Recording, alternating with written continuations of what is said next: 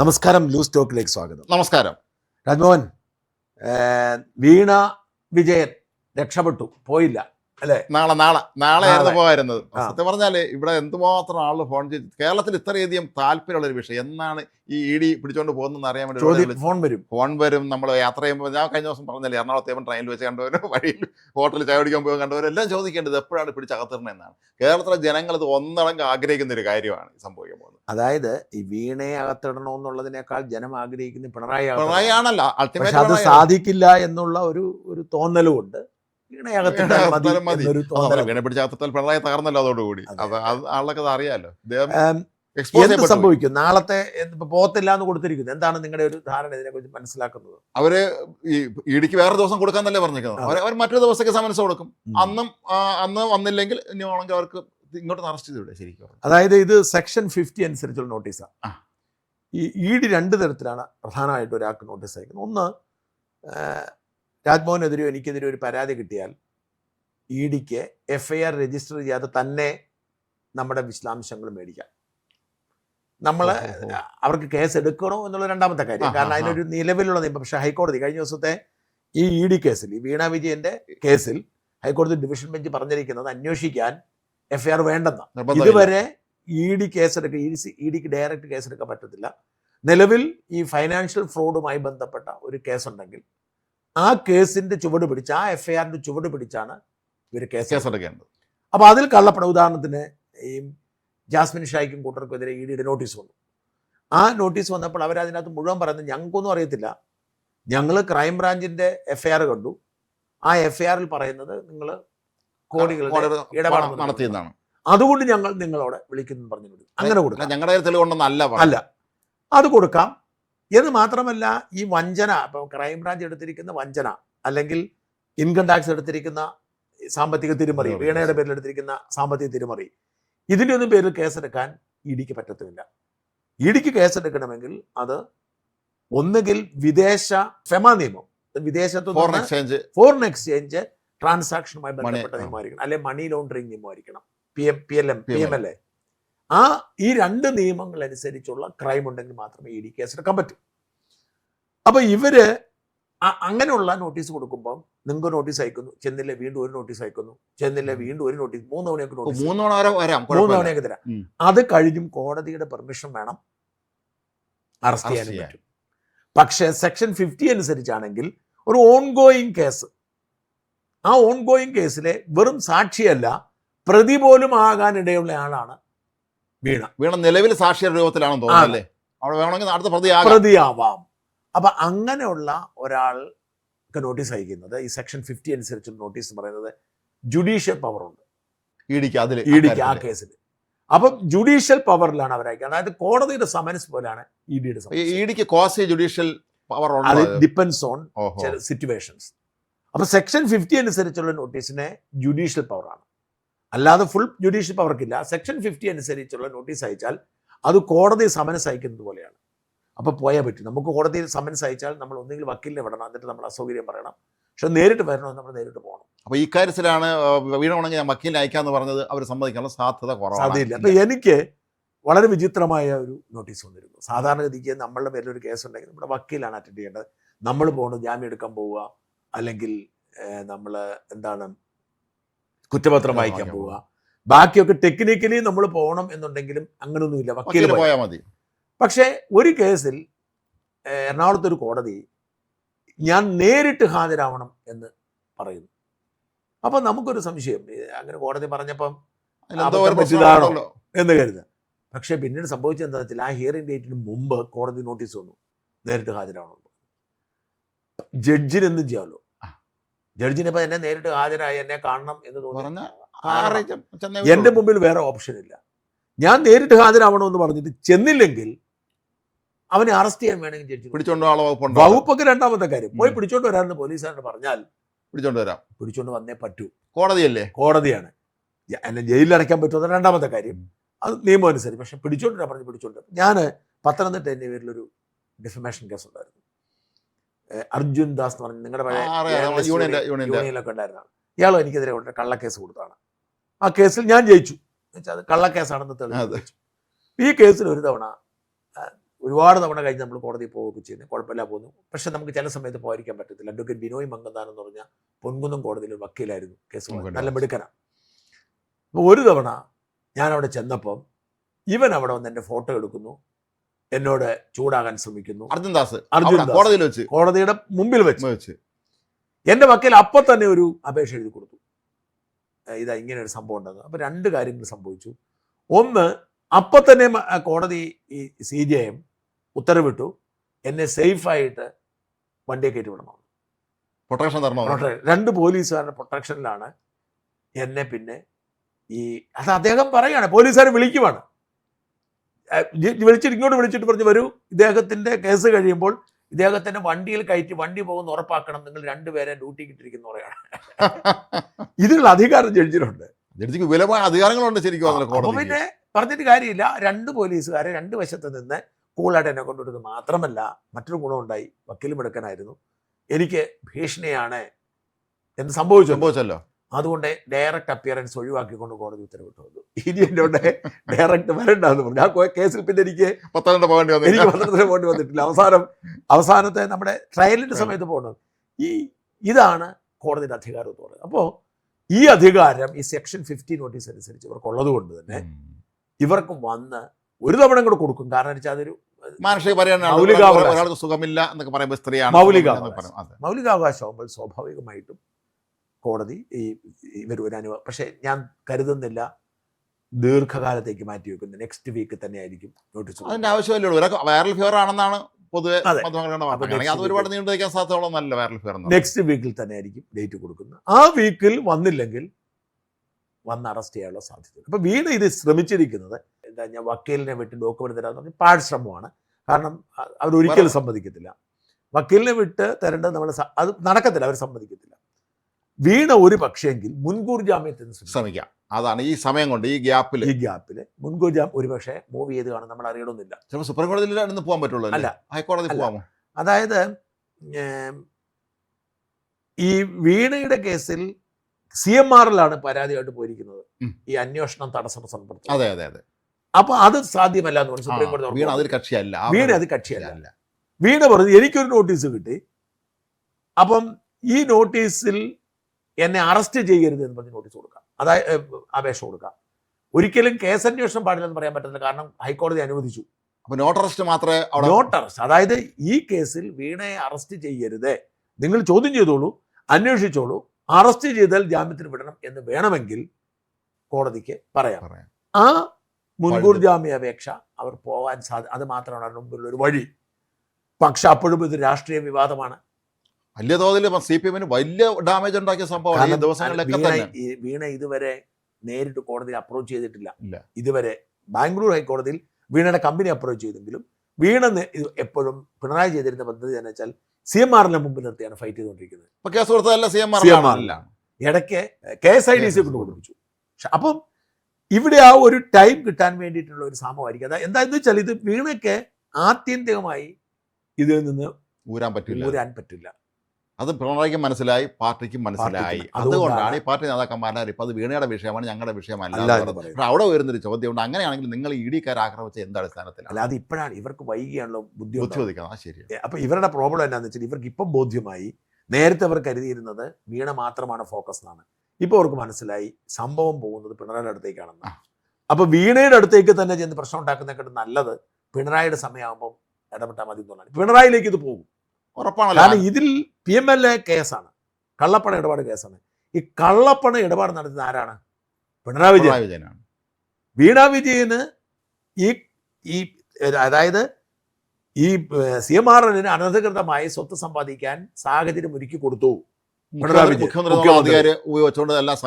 അതിന് വിഹിതം നേരിട്ട് വാങ്ങി 50 ലക്ഷമോ 60 ലക്ഷമോ വെച്ച് പലതവണ വാങ്ങിയിട്ടുണ്ട്. കൂടാതെയാണ് മകൾക്കൂടെ കൊടുത്തു, അത് നിയമപരമാണ്. അപ്പൊ ഈ മകളെ ചോദ്യം ചെയ്യുകയും മകള് ഏതെങ്കിലും ഒരു ദുർബല നിമിഷത്തിൽ എന്നോട് ക്ഷമിക്കണം, ഞാൻ ഇത് എൻ്റെ അപ്പം പറഞ്ഞിട്ട് മേടിച്ചെന്ന് പറഞ്ഞാൽ പണിവാളി. അതാണ് ആ ഒരു ഇവർക്ക് അതിനുള്ള കപ്പാസിറ്റിക്ക് ഉണ്ട്. ഈ സത്യസന്ധരായ മനുഷ്യർക്കൊന്നും സംഭവിക്കത്തില്ല, പക്ഷെ അല്ലാത്തവരെ കൊടുക്കാനുള്ള സാഹചര്യമൊക്കെ അവർ ചോദ്യം ചെയ്യില്ല. കുറച്ച് കഴിയുമ്പോൾ ആരെങ്കിലും ക്ഷീണിക്കും. ആൾറെഡി ഇപ്പൊ തന്നെ അവർ ആ മാനസിക തളർന്ന് കാണും. സ്വാഭാവികമല്ലേ? കാരണം ഒന്നാമത് ഇവർ ജീവിതത്തിന്റെ ദുർഘട സാഹചര്യങ്ങളൊന്നും കടന്നു പോയിട്ടില്ല. ജീവിതത്തിലെല്ലാം കംഫർട്ടബിൾ ആയി പോയി. എല്ലായിടത്തും സ്വാശ്രയ കോളേജിൽ അഡ്മിഷൻ വാങ്ങുന്നു, പഠിക്കുന്നു, വളരെ ഉയർന്ന നിലയിൽ ജോലി കിട്ടുന്നു, വളരെ ആഡംബരമായി ജീവിക്കുന്നു. അല്ലാതെ ഈ ജീവിതത്തിന്റെ പ്രാരാബ്ദങ്ങളെ ബുദ്ധിമുട്ടൊന്നും ഒന്നുമില്ല. 28 വർഷം പരമാധികാരിയായിരുന്നു പിണറായി വിജയൻ. അതെ. പാർട്ടി സെക്രട്ടറി എന്നതിൽ ഇതാണ് അദ്ദേഹത്തിന്റെ ഒരു ആറ്റിറ്റ്യൂഡ് എങ്കിൽ പാർട്ടി സെക്രട്ടറി അതിൽ അഴിമതി നടത്തിയിട്ടുണ്ടാവും. പാർട്ടി സെക്രട്ടറിക്ക് പറ്റൂല. നമ്മൾ വിചാരിക്കുന്ന മാതിരി ഒന്നും അല്ല. കഴിഞ്ഞ ദിവസം ഞാൻ ഞെട്ടലോടുകൂടി ഒരു സത്യം അറിഞ്ഞത്, ചില ഗവർണർമാർ പോലും നിയമസഭയിൽ നിന്ന് വരുന്ന ബില്ല് ഒപ്പിടാൻ വേണ്ടിയിട്ട് കാശ് മേടിക്കാറുണ്ടോ? ആർക്കാണോ ആ ബില്ല് വഴി ഗുണമുണ്ടാവുന്നത്, ആ ബില്ല് ഇപ്പോൾ ഉദാഹരണത്തിന് നമ്മളൊരു സ്വകാര്യ സർവകലാശാല അനുവദിക്കണം എന്നൊരു നിയമം വരും. ചാൻസലർ ആണല്ലോ, ഗവർണറാണോ? ചാൻസലറാണല്ലോ. ചാൻസലർ മാത്രമല്ല, ഈ നിയമസഭ പാസ്സാക്കുന്ന ബില്ല് ഗവർണർ ഒപ്പിട്ടാലല്ലേ നിയമം. ഞാൻ കേരളത്തിലെ കഥയല്ല പറയുന്നത്, കേരളത്തിന് പുറത്തുള്ള കഥയാണ്. ഒരു നിയമസഭ പാസ്സാക്കുന്ന ഒരു ബില്ല് ഗവർണർ നിയമമാവുള്ളൂ. ഗവർണർ ഒപ്പിടാതെ ഇത് പിടിച്ചു വെച്ചാൽ ഗവർണറുടെ മുമ്പിൽ രണ്ട് വഴി എന്ന് പറയുന്നത്, ഒന്നുകിൽ തിരിച്ചയച്ച് വിശദീകരണം ചോദിക്കുക, രണ്ടാമത് അയച്ചാൽ ഒപ്പിടുക. രാഷ്ട്രപതിക്ക് അയക്കാൻ ഓപ്ഷനുണ്ട്. രാഷ്ട്രപതിക്ക് അയച്ചാൽ അത് അവിടെ കിടക്കും. രാഷ്ട്രപതി ഇടയ്ക്ക് സുപ്രീം കോടതി ഇടയ്ക്ക് പറഞ്ഞെങ്കിലും അത് നടക്കില്ല എന്ന് ബോധ്യമായി. രാഷ്ട്രപതി ഉത്തരവിടാൻ സുപ്രീം കോടതിക്ക് പറ്റില്ല. സുപ്രീം കോടതി ഇടയ്ക്ക് പറഞ്ഞിട്ട് തിരുത്തി ഓർമ്മയുണ്ട്. അപ്പം രാഷ്ട്രപതിയുടെ ബില്ല് ഇന്ന സമയം. അപ്പം ഇവരെന്താ ചെയ്യുന്നതെന്ന് വെച്ചാൽ, ഈ ബില്ല് രാഷ്ട്രപതിക്ക് അയച്ചാൽ ഈ കാര്യം നടക്കത്തില്ല. അപ്പോൾ ഞാൻ ഉദാഹരണം പറഞ്ഞ സ്വകാര്യ സർവകലാശാല അല്ല, അത്തരത്തിൽ ഏതെങ്കിലും പാർട്ടികൾക്ക് ബെനിഫിറ്റ് ഉണ്ടാവുന്ന ഒരു സാധനം ഉണ്ടെങ്കിൽ പലപ്പോഴും ഗവർണർമാർ ബില്ല് പിടിച്ചു വെച്ചിട്ട് ഈ ആർക്കാണോ ബെനിഫിറ്റ് ഉണ്ടാകുന്നത് അവരോട് കോടികൾ വാങ്ങാറുണ്ടെന്ന് എന്നോട് കഴിഞ്ഞ ദിവസം എന്നോട് ഒരാൾ പറഞ്ഞ, കേരളത്തിൽ പുറത്ത് നടന്ന സംഭവത്തെ കുറിച്ച്. അല്ല, കുറെ വർഷങ്ങൾക്ക് മുമ്പ് ഓർമ്മ ഉണ്ടായിരിക്കാം, ND തിവാരി എന്ന് പറഞ്ഞ കോൺഗ്രസ് നേതാവ് ഗവർണറായ സമയത്ത് സ്ത്രീകൾ അദ്ദേഹത്തിന് കാഴ്ചവെച്ച ആ വലിയ വീഡിയോ പുറത്തുനിന്നില്ല അവസാനം. പിന്നെ പകരം ഈ പെൺ വിഷയം എന്ന് പറയുന്നത് പലരുടെയും ദുർബലമാണ്. പക്ഷേ സുപ്രധാനമായ ഗവർണർ പദവിയിൽ ഇരിക്കുന്നവർ പോലും അഴിമതി നടത്തുന്നുണ്ടെന്ന് പറയുമ്പോൾ പിന്നെ നമ്മൾ ഈ ആലോചിച്ചിട്ട് കാര്യമില്ല. ഒരുമാതിരിപ്പെട്ട എല്ലാ IPS ഓഫീസർമാരും, ഞാൻ കഴിഞ്ഞ ദിവസം ഒരു മുതിർന്ന IPS ഓഫീസർ സംസാരിച്ചപ്പോൾ വേറൊരു IPS ഓഫീസറെ കുറിച്ച് എന്നോട് പറഞ്ഞത്, അയാൾക്കിട്ട് വേറൊരു IPS ഓഫീസർ പാരവെച്ചിനെ കുറിച്ച് പറഞ്ഞപ്പോൾ ഡയലോഗ് കഥ കിട്ടിയോ. ഞാനൊരു IPS ഓഫീസറെ സംസാരിക്കുന്നു, അയാൾ മറ്റൊരു IPS ഓഫീസറെ കുറിച്ച് എന്നോട് സംസാരിക്കുന്നു, അയാൾ സംസാരിക്കുന്ന ഈ മറ്റേ IPS ഓഫീസർ വേറൊരു IPS ഓഫീസറിന്റെ പാരവെച്ചത്. അപ്പൊ എന്നോട് പറഞ്ഞ ഡയലോഗ് എന്നാന്ന് വെച്ചാൽ, കള്ളനാണെങ്കിലും മൊത്തം കൂടെ അടിച്ചുകൊണ്ട് പോകുന്ന ആളല്ലെന്നാ പറഞ്ഞത്. കള്ളന്മാർ രണ്ടുപേരും ഉണ്ടല്ലോ, മൊത്തം കൂടെ കൊണ്ടുപോകുന്ന ആളല്ലെന്നാ പറഞ്ഞത്. അപ്പൊ ഞാൻ പറഞ്ഞത്, അപ്പൊ പറയാൻ കാര്യം, ഈ പാരവെച്ച കേസിൽ അയാൾ നിഷ്കളങ്കനാണ്, അയാൾ അത്രയും വലിയ കൊള്ളയൊന്നും കാണിക്കുന്നില്ല, അയാൾ ചില്ലറ കൊള്ളക്കാരനാണ് എന്നാണ് പറഞ്ഞത്. അപ്പോ നമ്മൾ വിചാരിക്കുന്നത് പോലെ അല്ല. ഇപ്പൊ ഇന്ന് എന്നോട് വേറൊരാളെ കഥ പറഞ്ഞത്, ഒരു ഓൺലൈൻ ചാനലുകാരൻ നിയമസഭാ തെരഞ്ഞെടുപ്പിന് മുമ്പ് കടകംപള്ളി സുരേന്ദ്രൻ, കഴിഞ്ഞ നിയമസഭാ തെരഞ്ഞെടുപ്പ് മുമ്പ് ഒരു കടകംപള്ളി സുരേന്ദ്രനെ ബ്ലാക്ക് മെയിൽ ചെയ്ത് കാശ് മേടിച്ച കഥയാണ്. പല നേതാക്കന്മാരും ബ്ലാക്ക് മെയിൽ ഇത്തരക്കാർ കാശ് വാങ്ങിക്കുന്നു, ഒരുപാട് യൂട്യൂബർമാരൊക്കെ. അപ്പം ഞാൻ പറഞ്ഞത്, ഇതെങ്ങനെ എന്തുകൊണ്ടാണ് ഇത് നടക്കുന്നതെന്ന് ചോദിച്ചാൽ, ഇതിന് ഇരയാകുന്നവർക്ക് ഇത് വെളിവരാൻ ഇഷ്ടമില്ല. അതാണ് കാര്യം. എങ്ങനെ എന്ത് വില കൊടുത്തും പിന്നെ ഇത് ഒഴിവാക്കാൻ നോക്കൂ. ഏതെല്ലാം തരത്തിലാണ് ആളുകൾ ക്രൈം ചെയ്ത്. ഇപ്പം ഇന്ന് ഞാൻ ഇപ്പം ചെയ്തുകൊണ്ടിരിക്കുന്ന ഞാൻ ഇടയ്ക്ക് ഒരു സ്പെഷ്യലിസ്റ്റ് വാർത്തയുള്ളൂ. ഇപ്പം ഞാൻ സ്പെഷ്യലിസ്റ്റ് വാർത്ത ചെയ്തുകൊണ്ടിരിക്കുന്ന വാർത്ത എൻ്റെ വിവരം ശേഖരിച്ചുകൊണ്ടിരിക്കുകയാണ്. എറണാകുളത്തുള്ള ഒരു UK സ്റ്റുഡൻറ് റിക്രൂട്ട്മെൻറ്റ് നടത്തുന്ന ഒരു സ്ഥാപനം. ആ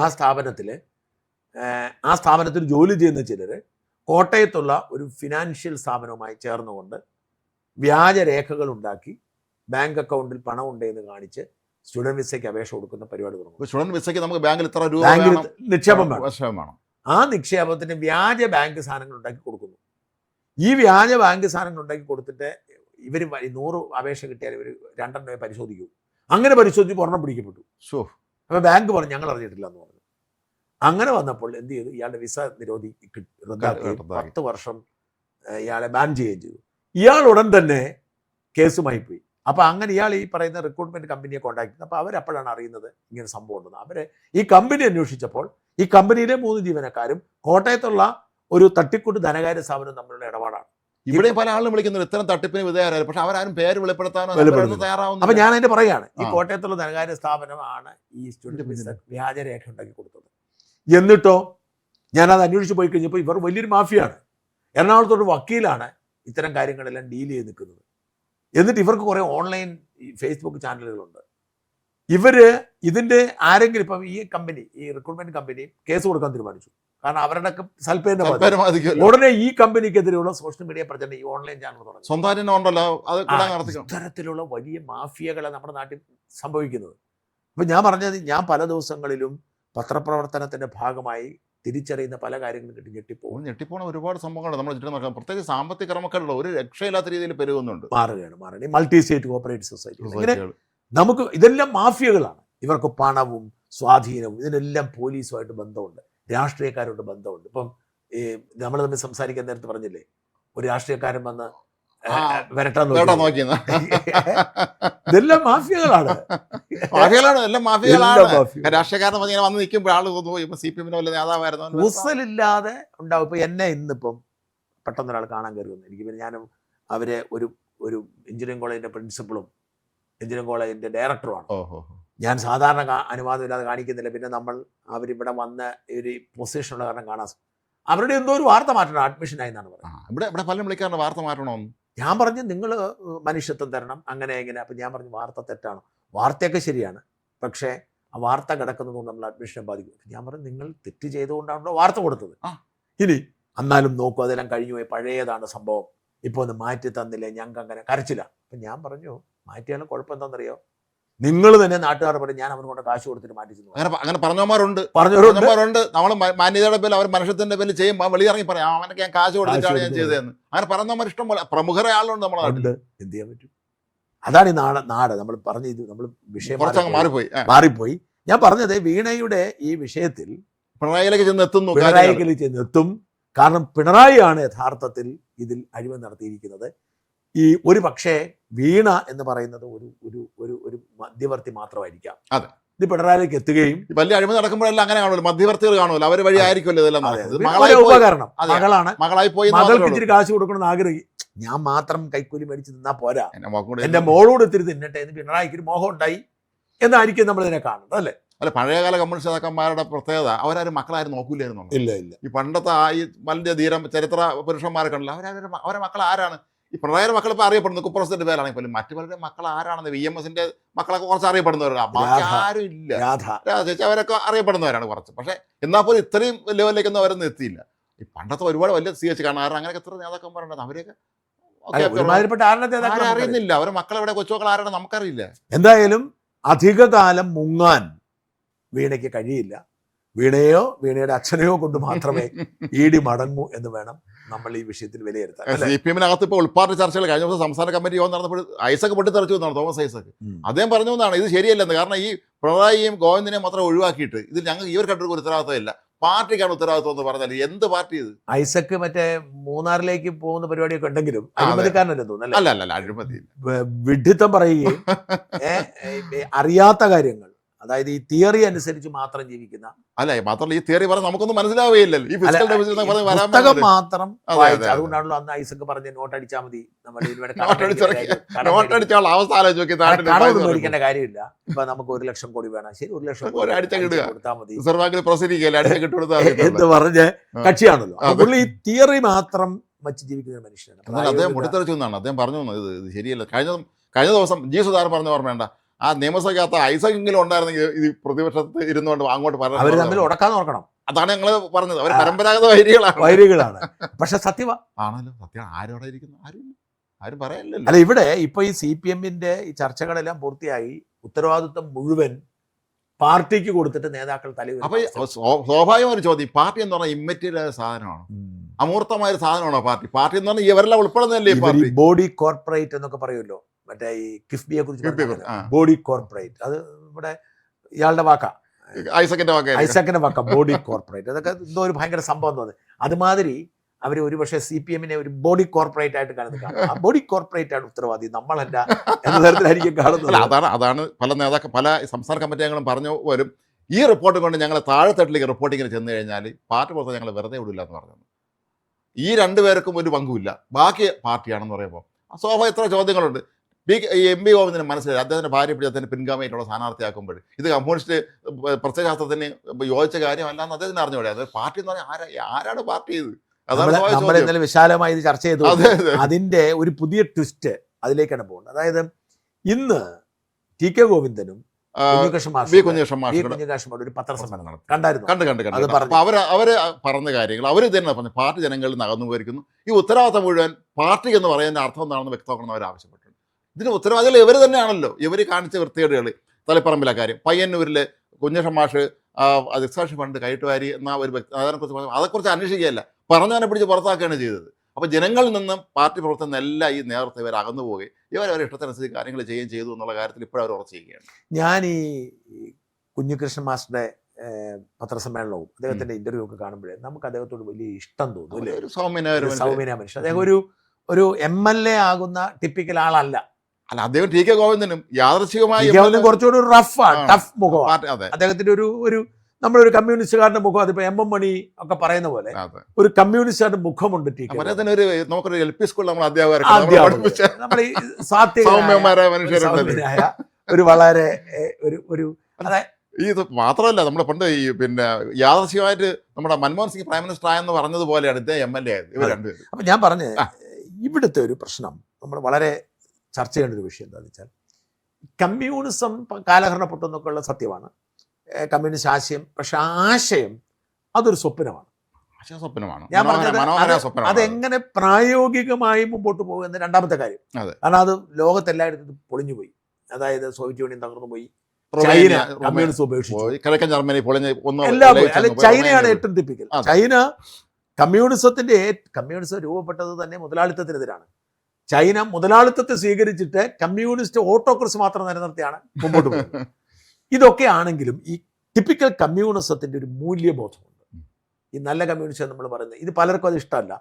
നല്ല കമ്മ്യൂണിസ്റ്റുകാരെന്ന് പറയുന്നത് നല്ല ഈ മൂല്യബോധം, അതായത് നമ്മൾ നേരത്തെ നിങ്ങൾ പറഞ്ഞ ചടയം ഗോവിന്ദൻ വരെയുള്ള പാർട്ടി സെക്രട്ടറിമാരും എല്ലാവരും, ഇപ്പൊ പെന്യൻ രവീന്ദ്രൻ അടക്കമുള്ള കമ്മ്യൂണിസ്റ്റുകാരെന്ന് പറയുന്നത് അവര് സോഷ്യലിസത്തിൽ ആത്മാർത്ഥമായി വിശ്വസിക്കുന്നത് കൊണ്ടാണ് അവരിങ്ങനെ നിൽക്കുന്നത്. ഇടയ്ക്ക് സുരേഷ് കുറുപ്പിന്റെ ഒരു ബൈറ്റ് ഞാൻ കണ്ടിരുന്നു കേട്ടോ. അദ്ദേഹം 70-80 മറ്റോ അദ്ദേഹം ട്രെയിനിൽ യാത്ര ചെയ്യുമ്പോൾ MM ഗോവിന്ദൻ നേരെ ആ കോച്ച് പരിചയമില്ല. അദ്ദേഹം അന്ന് MP പരാജയപ്പെട്ട ഇടയ്ക്കാണ്. അദ്ദേഹം ഇങ്ങനെ സീറ്റ് കളിക്കുന്നുണ്ട്. അന്ന് ഈ സ്ലീപ്പർ കോച്ചിൽ കയറിയാൽ ടിക്കറ്റ് എടുത്ത് നമ്മൾ നോർമൽ ടിക്കറ്റ് എടുത്ത് കയറിയാൽ ₹1 കൊടുത്താൽ മതി, നമ്മൾ അതിലേക്ക് മാറ്റുക. അപ്പം എമ്മനെ ഇരിക്കുകയാണ്, അദ്ദേഹം സീറ്റ് കളിച്ചുകൊണ്ടിരിക്കുന്നുണ്ട്. TTR വരുന്നു, അദ്ദേഹം ഷൗട്ട് ചെയ്യാണ്. എമ്മ ആരെന്ന് അയാൾക്ക് അറിയില്ല, അയാൾ ഷൗട്ട് ചെയ്യണമെന്ന് പറഞ്ഞ്, ഇത് നിങ്ങൾക്ക് അറിഞ്ഞുകൂടെ, ഇതിൽ കാരണം വയസ്സാകാലത്ത് കണ്ണും മൂക്കും കണ്ടുവിടാതെ പ്രായം എന്നൊക്കെ പറഞ്ഞ് വൃദ്ധനായെന്ന് അധിക്ഷേപിക്കുകയാണെന്ന് പറഞ്ഞു. അപ്പോൾ ഇത്രയപ്പോൾ ഈ സുരേഷ് കുറുപ്പിനും കൂടാതെ സുഹൃത്തിനും കൺട്രോൾ കിട്ടുമെന്ന് പറഞ്ഞു. അവരങ്ങോട്ട് എന്ന് ശരിക്കും അയാൾക്ക് 2 കൊടുത്തു, ആരെന്ന് പറഞ്ഞില്ല, 2 വഴക്ക് കൊടുത്തു എന്ന് പറഞ്ഞു. അപ്പോൾ എമ്മൻ വളരെ നിഷ്കളങ്കമായി ചോദിക്കുകയാണെന്ന്, അല്ല ഇതിൽ കയറാൻ പാടില്ലെന്നെങ്ങാനും അങ്ങനെ വല്ല പ്രശ്നം വല്ലതും ഉണ്ടോ എന്ന് അദ്ദേഹം വളരെ നിഷ്കളങ്കമായി ചോദിക്കുകയാണെന്ന്. ആ മനുഷ്യൻ ഈ സംസ്ഥാനത്ത് ഈ മന്ത്രിയായിരുന്നു, MP ആയിരുന്നു, പാർട്ടി സെക്രട്ടറി ആയിരുന്നു, ഇത്രയും എല്ലാവരും ആദരിക്കുന്ന ആ TTക്ക് ഇയാൾ ആരെന്ന് അറിഞ്ഞുകൊണ്ടായിരിക്കാം. പക്ഷെ എങ്കിൽ പോലെ എത്ര സൗമ്യമായിട്ടാണ് അദ്ദേഹം സംസാരിച്ചത്.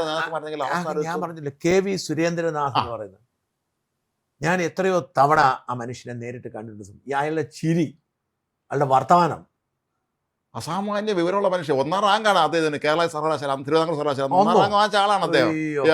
MA ആണ്, ഓണേഴ്സ് ആണോ, 1ാം റാങ്ക് വാങ്ങിച്ച ആളാണ് അദ്ദേഹം. ഞാൻ തിരുവനന്തപുരത്ത് ജേർണലിസം പഠിക്കുന്ന സമയത്ത് അദ്ദേഹം ഇവിടുത്തെ നേതാവാണ്. അദ്ദേഹം കപ്പലണ്ടി നെടുമങ്ങാട് MLA ആയിരുന്നല്ലോ. അപ്പൊ നെടുമങ്ങാട് കോളേജ് കൊണ്ടുവന്നൊക്കെ അദ്ദേഹം MP ആയിരുന്നില്ലേ? ഒരു MP ആയിരുന്നു. കുറച്ച് ഷോർട്ട് ടൈം അപ്പോഴേക്കും പാർലമെന്റ് പിരിച്ചു വിട്ടല്ലോ. KV സുരേന്ദ്രൻ, PKV, അവരൊക്കെ ഇവിടെ വെച്ച് പലപ്പോഴും നമ്മൾ കാണാം. അവർക്ക് ബസ്സിൽ യാത്ര ചെയ്തത് നമ്മളെ VV രാഘവൻ. ഞാൻ പിന്നെ കൃഷിമന്ത്രി കഴിഞ്ഞ അടുത്ത ജയിച്ച് 91-ൽ അന്ന് അദ്ദേഹം MLA മാത്രമാണ്.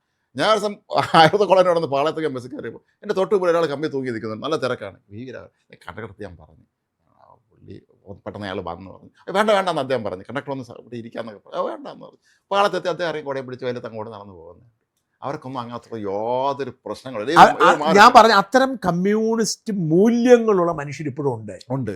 അവരിൽ പെടുന്നതാണ് ഈ പറയുന്ന കുഞ്ഞികൃഷ്ണൻ, ഗോവിന്ദൻ ഒക്കെ. അപ്പം ഞാൻ പറഞ്ഞ ഇപ്പോഴത്തെ ഒരു മൂവ് നിങ്ങൾ ആലോചിച്ച് നോക്കൂ. ഇപ്പം ഈ UDF സർക്കാർ ഭരിക്കുമ്പോൾ UDFന്റെ ഭാഗമായിരിക്കുന്ന എത്ര പേരാണ് കമ്മ്യൂണിസ്റ്റുകാർ? 3 പേര് RSP, ഷിബു വിജയൻ കൂടെ 3 പേര് കമ്മ്യൂണിസ്റ്റുകാരാണ്. റവല്യൂഷണറി സോഷ്യലിസ്റ്റ് പാർട്ടിയാണ്. ഒറിജിനലി കമ്മ്യൂണിസം ആണ് വേണ്ടത്. TK ഗോവിന്ദനും 5 പേര്, KK Rama 6, G Sudhakaran 7, CP John എന്ന് പറഞ്ഞാൽ അത് ഇവിടുത്തെ പാർട്ടി CPM സംസ്ഥാന സെക്രട്ടറി മുഖ്യമന്ത്രി ആവാൻ വേണ്ടി. അപ്പൊ 8 പേര് കമ്മ്യൂണിസ്റ്റുകാരാണ്. അപ്പൊ ഇപ്പൊ നടക്കുന്ന ഒരു മൂവ് എന്ന് പറയുന്നത് ഈ 8 പേരുടെ ഒരു ബ്ലോക്ക് ഉണ്ടാകുക എന്നുള്ളത്.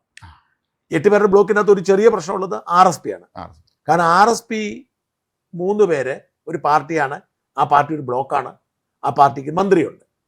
മറ്റവരെല്ലാം പാർട്ടിയാണെങ്കിലും ഒറ്റയ്ക്കായതുകൊണ്ട് തന്നെ ഈ 5 പേരെങ്കിലും 8 പേരുടെ ഒരു വിശാല ബ്ലോക്കും 5 പേരുടെ ഒരു നിയമസഭാ ബ്ലോക്കും രൂപപ്പെടാൻ ഈ നിയമസഭാ ബ്ലോക്ക് ഉണ്ടായുള്ള ഗുണം ഇപ്പോൾ ഉള്ളതെന്ന് വെച്ചാൽ ഇപ്പോൾ 1.5 മിനിറ്റ് ഒരാൾ സംസാരിക്കാൻ പറ്റത്തുള്ളൂ. അപ്പൊ ഈ കഴിഞ്ഞ ദിവസം സുധാകരൻ 10-11 മിനിറ്റ് സംസാരിച്ചു. കോൺഗ്രസ് പാർട്ടി അനുവദിച്ചുകൊണ്ടാണ്, അവരുടെ സമയം പോയി, അവരുടെ സമയം അങ്ങോട്ട് കൊടുത്തുകൊണ്ടാണ്. അപ്പൊ ഈ 1.5 മിനിറ്റ് ഈ രാജഗോലൊക്കെ ഒരു 1.5 മിനിറ്റ് സംസാരിക്കാൻ പറ്റുള്ളൂ. ബിജെപിക്ക് 3 സംസാരിക്കാൻ സമയം കിട്ടും, നേതാവായി അവർക്കൊരു അതുകൊണ്ടാണ് സംസാരം കിട്ടിയിരിക്കുന്നത്. അപ്പൊ ഇവർ ഇതുപോലെ തന്നെ ഈ 5 പേരോട് കൂടി ഒരു ബ്ലോക്കായി ഇരുന്നാലുള്ള ആലോചനകൾ സജീവമാണ്. അതിന്റെ ഒരു സൂചനയാണ് ഇന്ന് ടി.കെ. ഗോവിന്ദനും കുഞ്ഞികൃഷ്ണൻ ഒരുമിച്ച് പത്രസമ്മേളനം നടത്തി. ശ്രദ്ധിക്കേണ്ട കാര്യം, അവർ ഒരുമിച്ചല്ല മത്സരിച്ച്, രണ്ടുപേരും 2 വിഷയമാണ്. അതെ, കുഞ്ഞികൃഷ്ണൻ ഈ മറ്റേ ടി.കെ. ഗോവിന്ദനെ പോലെ ജില്ലാ സെക്രട്ടേറിയറ്റ് അംഗം അല്ല. അതെ അല്ലെ, അയാൾ അവിടെ പ്രാദേശിക നേതാവാണ്. അല്ല, കുഞ്ഞികൃഷ്ണൻ ജില്ലാ കമ്മിറ്റി പറയായിരുന്നു, സെക്രട്ടേറിയറ്റ് ഇല്ല. ഗോവിന്ദ വലിയ നേതാവ് സെക്രട്ടേറിയറ്റ് ജില്ലാ സെക്രട്ടറി പ്രബലനായിരുന്നു അദ്ദേഹം. അപ്പം ഈ കുഞ്ഞികൃഷ്ണൻ ഒരൊറ്റ വിഷയം മാത്രം ഉയർത്തുള്ളൂ, ഈ രക്തസാക്ഷി ഫണ്ട് വെട്ടിപ്പ്. ആ തട്ടിപ്പിൽ വന്ന് അയാൾ പാർട്ടിയുടെ ഇതാകുന്നു, അവിടെ സ്ഥാനാർത്ഥിയാകുന്നു, ജയിക്കുന്നു. ടി.കെ. ഗോവിന്ദൻ ഒറ്റ കാര്യം മാത്രമേ എടുത്തുള്ളൂ, തളിപ്പറമ്പിൽ പാർട്ടി സെക്രട്ടറി ഭാര്യ സ്ഥാനാർത്ഥി സുകന്യ മത്സരിക്കണമെന്ന് ആവശ്യപ്പെട്ടു പറയപ്പെടുന്നു. ആരായിക്കോട്ടെ, സുകന്യയോടെ വേറെ പലരും ഉണ്ട്. അദ്ദേഹം ഈ പാർട്ടി ശൈലജ ടീച്ചർ അവരെ തോക്കാൻ വേണ്ടി കൊണ്ട് നിർത്തിയാണല്ലോ, ശൈലജയ്ക്ക് നിർത്താൻ പറ്റിയ ഏറ്റവും മണ്ഡലമല്ലേ.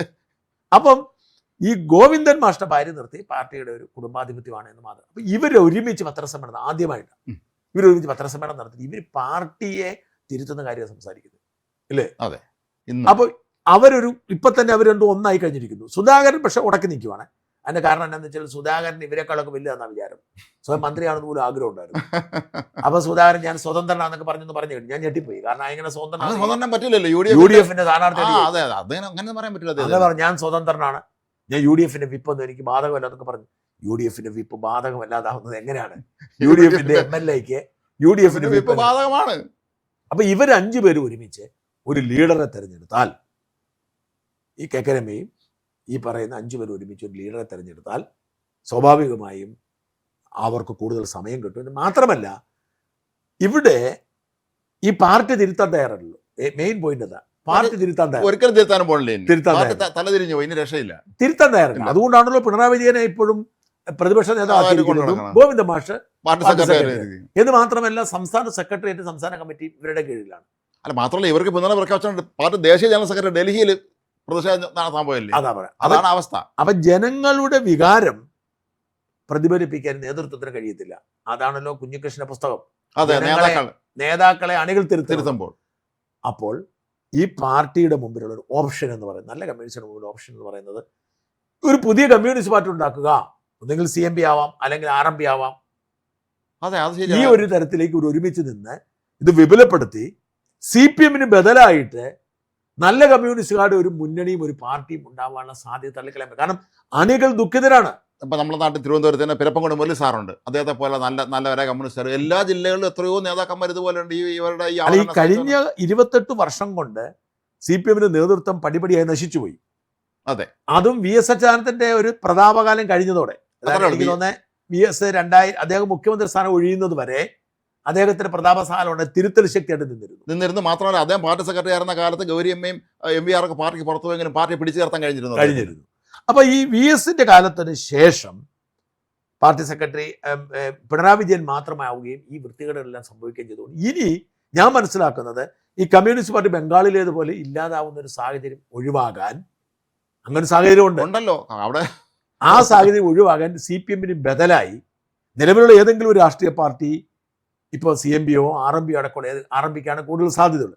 RMPയോ ഒരു രാഷ്ട്രീയ പാർട്ടിയെ ഇവരുടെ ഒരു എല്ലാ കമ്മ്യൂണിസ്റ്റുകാരുടെയും പാർട്ടിയെ മാറുക, അല്ലെങ്കിൽ ഒരു കമ്മ്യൂണിസ്റ്റ് മുന്നണി രൂപപ്പെടുകയൊക്കെ ചെയ്യാനുള്ള സാധ്യത തള്ളി പറയാം. കാരണം കാലം മാറിയിരിക്കുന്നു, അതിന് സാധ്യത.